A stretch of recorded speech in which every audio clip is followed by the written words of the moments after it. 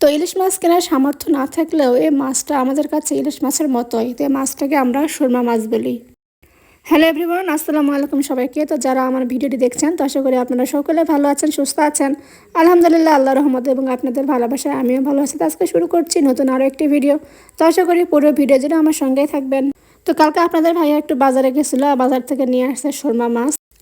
আর এই মাছটা দেখতে কিছুটা ইলিশ মাছের মতোই। এই মাছের সঙ্গে সঙ্গে বাড়িতে নিয়ে আসছে বেগুন, মূলাই আর ফুলকপি। তো এই মাছ দিয়ে এইসব ধরনের শীতকালীন সবজি কিন্তু খুব ভালো লাগে খেতে। তো আমি প্রথমে বেগুন, মূলাই আর ফুলকপিটা ভালো করে কেটে রেখে দিয়েছিলাম, আর তারপর গেছিলাম মাছটা বাছতে। তো মাছটাও বেশি ধুয়ে নিয়ে চলে আসছি। তো এখন সব কিছু একবারে রেডি করে নিয়ে চলে আসলাম রান্নাঘরে। তো মাছটা যেহেতু আমি সবজি দিয়ে রান্না করবো, তার জন্য আগে তেলে এটা কষিয়ে নিলাম না। তো মাছের মধ্যে আমি সব ধরনের মশলা দিয়ে দিয়েছি আগে, তারপর তেলে দিয়ে দিলাম।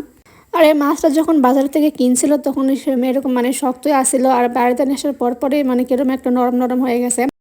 তো এই মাছটা মূলত এরকমই যে কাটার আগে একটু নরম নরম লাগে, কিন্তু রান্নার পরে একেবারে শক্ত হয়ে যায়।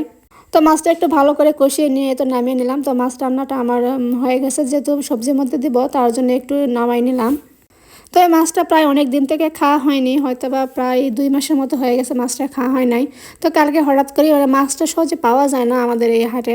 তো তার জন্য কালকে আপনাদের ভাই একটু দেখতে পাইছে, তার জন্য একটু নিয়ে আসছে।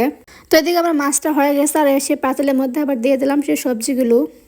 তো আমার এই ভিডিওটি কোথাও কোনো অংশ যদি আপনাদের একটু পরিমাণ হলেও ভালো লেগে থাকে, তো অবশ্যই আমার চ্যানেলটি সাবস্ক্রাইব অথবা ফলো করে দেবেন। তো আপনাদের ভালোবাসা এবং সহযোগিতা পেলে আমি অনেক দূর এগিয়ে যাবো ইনশাল্লাহ। তো সবাই আমাদের জন্য একটু দোয়া করবেন। তো তেলানির মধ্যে সবজিগুলো দিয়ে ভালো করে একটু কষাই নিলাম। কষাই নিয়ে হালকা একটু পানিও বের হয়েছে কষাতেই।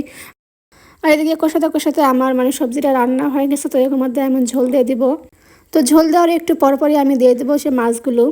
তো এই মাছগুলো আরও বড় হয় নাকি জানি না, যতবারই এই মাছগুলো নিয়ে আসছে তো এরকমই ছোট ছোট।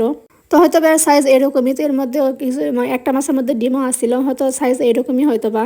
তো এই তো হালকা একটু বলক আসতো, তো এর মধ্যে দিয়ে দিলাম এখন মাছগুলো দিয়ে আর একটু পানি দিয়ে এখন ভালো করে একটু বলকিয়ে নিব আর কি। তখন আর তরকারির মধ্যে বলক চলে আসলে তো আমার আজকে রান্নাটা কমপ্লিট হয়ে যাবে। তো এটা চুলার উপর দিয়ে এদিকে আমার ভাতটা হয়ে গেছে। তো সবগুলো ভাতই আজকে গামলা ঢেলে নিব। তো আমাদের এলাকায় সাধারণত এভাবে বেড়ি দিয়ে ভাত ঢালেছি, যত বড় পাতিলি হোক না কেন এভাবে বেড়ি দিয়ে ভাত ঢালে আর কি।